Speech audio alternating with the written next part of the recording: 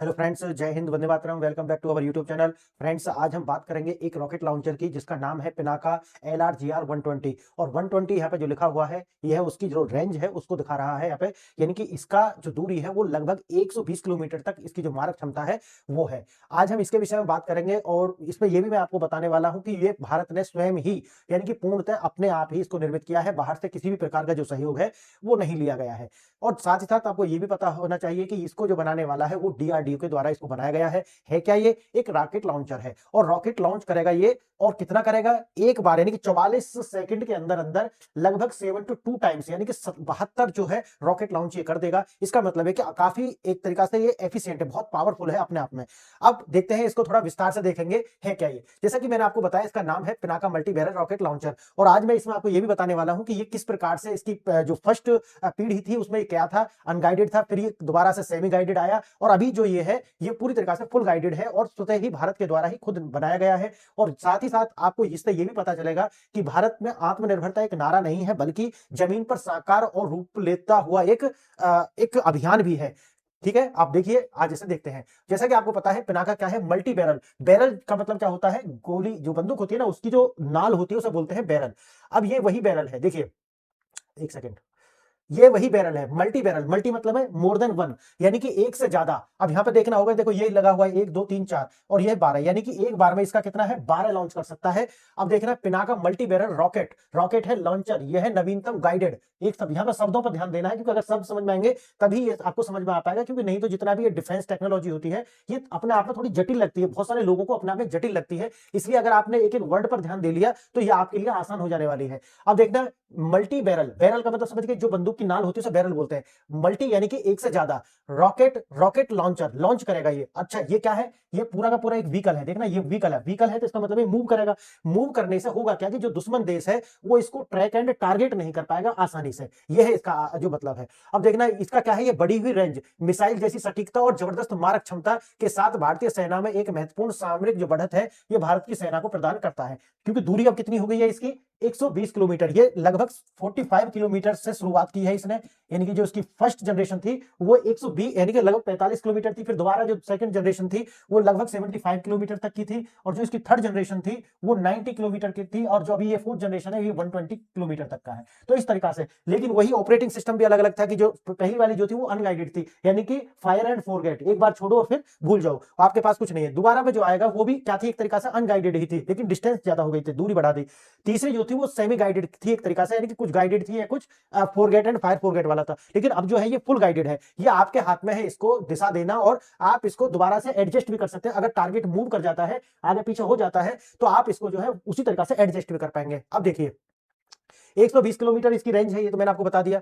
और क्या है, अपनी सीमा के अंदर रहकर दुश्मन के ठिकानों पर गहराई तक हमला करने में ये सक्षम होती है। अत्याधुनिक गाइडेड सिस्टम है। अब देखो, 120 किलोमीटर की अगर ये दूरी आप देख रहे हैं ना इसमें 120 किलोमीटर, तो 120 किलोमीटर की दूरी होने के साथ ही ये एक टेक्टिकल जो है हमें एक क्षमता प्रदान करती है। इसका मतलब ये है कि हमारे जो बॉर्डर है, बॉर्डर के आसपास ये जो जितने भी आतंकवादी, खासकर पाकिस्तान को लेकर, अब तो बांग्लादेश भी उसी स्थिति में जा रहा है, तो इसे लेकर के तो बॉर्डर के 120 किलोमीटर के आसपास क्या करते हैं, वो बंकर बना लेते हैं। तो ये क्या करेगा, उनको भी डिस्ट्रॉय करने की जो क्षमता है ये हमें प्रदान करने वाला, और ये इसकी ज्यादा जरूरत हमें पाकिस्तान और बांग्लादेश के लिए पड़ने वाली है। चाइना के लिए इसकी इतनी आवश्यकता हमें पड़ेगी नहीं, उसका किसी और वीडियो में बताऊंगा, ऐसा मैं क्यों कह रहा हूं। अब आता है, अनगाइडेड से शुरू किया था, यानी कि जो इसकी फर्स्ट जनरेशन थी वो अनगाइडेड थी, लेकिन अभी जो आई है ये जीपीएस और नाविक के द्वारा जो है इसको आप गाइडेड कर सकते हैं, नेविगेट कर सकते हैं। अब वही है जो मैं आगे आपको विस्तार से बताने वाला हूं। पिनाका जो थी वो 40 किलोमीटर से शुरू होती थी और लेकिन अनगाइडेड थी। उसके बाद में गाइडेड मिसाइल आई थी जिसकी 75 से 90 किलोमीटर रेंज थी, और अभी जो ये पिनाका LRGR जो है ये कितना है, 90 से 120 किलोमीटर की इसकी रेंज है। ये रॉकेट लॉन्चर है, याद रखना, रॉकेट को लॉन्च करने का, और मोबाइल है यानी कि चलती हुई गाड़ी पर है। अब ये देखना, यहां पे देखो सही, इसके किसके द्वारा निर्मित है, एग्जाम के लिए ज्यादा महत्वपूर्ण है, ये DRDO के द्वारा निर्मित है। ठीक है, अब इसका परीक्षण कहां से हुआ है ये इतना महत्वपूर्ण नहीं है। देखना, इसका क्या है, 120 किलोमीटर की इसकी जो मारक क्षमता है, सभी तकनीक मापदंड, यानी कि इसका जो सबसे महत्वपूर्ण है वो है एज कटिंग टेक्नोलॉजी से ये लेस है, यानी कि इसके अंदर एज कटिंग टेक्नोलॉजी लगी हुई है। मैं आपको इसमें बताऊं क्या है वो। देखना, रक्षा मंत्री जो है उन्होंने इस DRDO और उसके अधिकारियों को बधाई दी है कि इन्होंने इस तरीका की जो अचीवमेंट है ये अचीव की है। पिनाका की क्रांतिकारी कायापलट वही है जो शुरू में क्या था, ये MK1 से शुरू हुआ था, और इसका जो नो एस्केप जोन था या फिर सैचुरेशन एरिया जो था वो 40 किलोमीटर के आसपास था, लेकिन अभी जो ये आई है वो 120 किलोमीटर। और दूसरा जो है, इसके इसकी जो प्रिसीजन है यानी कि पिन पॉइंट सटीकता, सटीकता मतलब प्रिसीजन जो है वो बहुत ही ज्यादा सटीक है। इसका मतलब क्या है? इसका मतलब ये है कि अगर आपको इतने बीच में यानी कि एक ही बिल्डिंग को अगर टारगेट करना है, आसपास की जो बिल्डिंग है उनको उस तरीके की क्षति ना पहुंचे, तो आपको ये पिनाका जो रॉकेट है ये काम आने वाला है। क्लियर है? यानी कि ये है कि अगर पास पास भी घर है तो दूसरे घर को ज्यादा क्षति ना पहुंचे, ये जो है वो प्रिसीजन आपको प्रदान करने वाला है। ये इसकी विशेषता है। आइए और देखते हैं इसमें क्या है।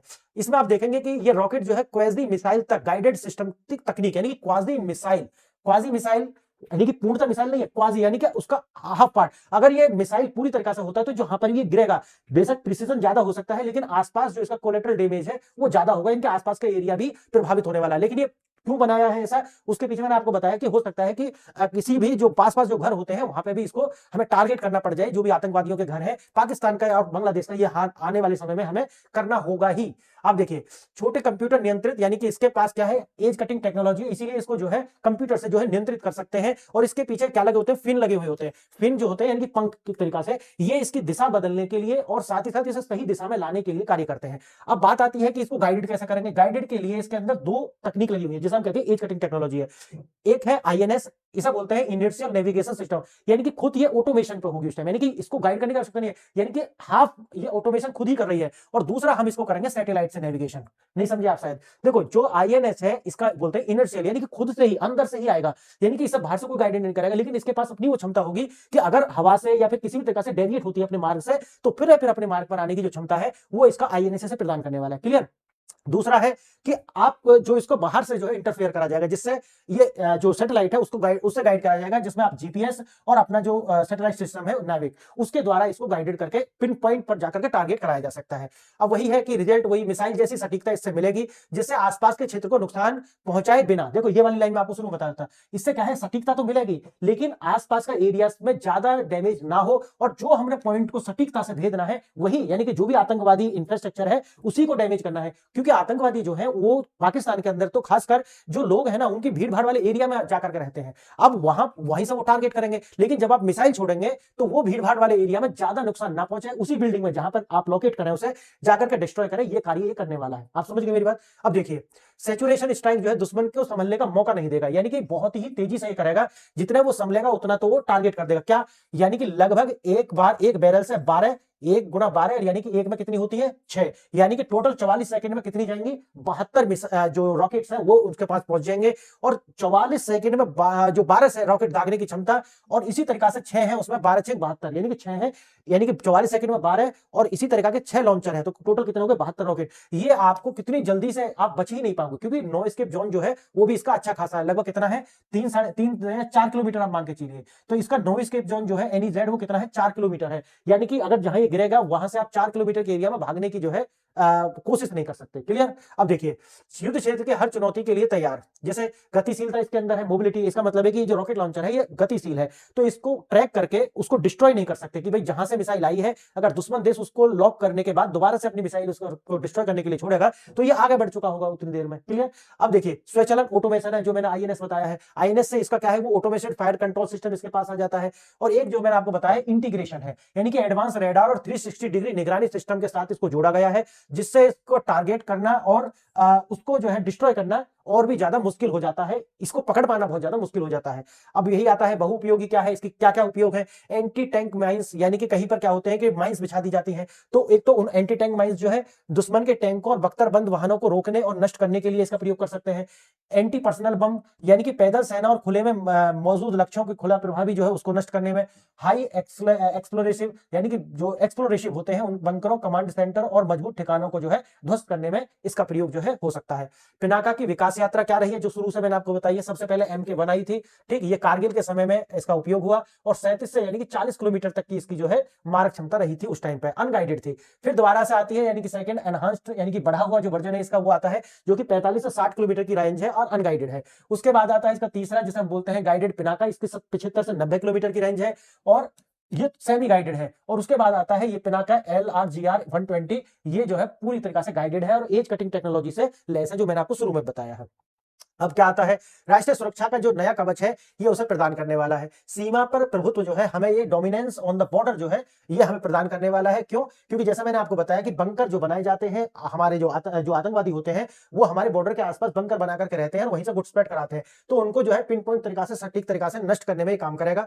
विश्वसनीय निवारण, इसका क्या है, भारतीय सेना की मारक क्षमता जो है कई गुना जो इससे वृद्धि हो जाएगी और दुश्मन के जो भी इरादे हैं उनको चकनाचूर करने में ये महत्वपूर्ण भूमिका निभाएगी। लागत प्रभावी क्या है, कॉस्ट इफेक्टिव, ये बहुत जरूरी है, यानी कि ये ज्यादा महंगा नहीं है। अगर आप जो मिसाइल छोड़ेंगे तो उसकी कीमत ज्यादा आएगी, अगर रॉकेट से आप उनको डिस्ट्रॉय करेंगे तो उसकी कीमत कम आएगी। आत्मनिर्भर भारत का प्रतीक, बात यह है क्योंकि ये स्वदेशी निर्मित है, इसमें किसी का सहयोग नहीं है, इसीलिए ये डीआरडीओ द्वारा निर्मित है, स्वतः ही इसका डिजाइन भी हमारा ही है, इसलिए आत्मनिर्भरता बहुत जरूरी है। इसको ऐसा नहीं कि अगर युद्ध छिड़ता है तो बाहर से मंगाना पड़ेगा और वो डिले करेंगे, ऐसा कुछ नहीं है। वैश्विक मंच पर पहचान, अगर हमारी जो टेक्नोलॉजी है उस तरीका से विकास होता है तो हम इंपोर्टर ही नहीं बने रहेंगे, बल्कि आने वाले समय में हम नेट एक्सपोर्टर भी बनेंगे। इसकी ओर भी एक कदम है, वहां से भी हम जो है रेवेन्यू जनरेट करने वाले हैं। तो बस यही है कि भविष्य की जो शक्ति आज की हकीकत है, पिनाका LRGR 120 रॉकेट लॉन्चर से कहीं बढ़कर यह एक रणनीतिक संपत्ति है। क्यों संपत्ति, आप समझ गए, क्योंकि बड़े युद्ध होने नहीं है, जहां पर मिसाइल चलेंगी वो होने नहीं है, मैंने आपको बता भी दिया है, क्योंकि उसके बाद कुछ बचना नहीं है। अगर रॉकेट से युद्ध, अगर मिसाइल से युद्ध होंगे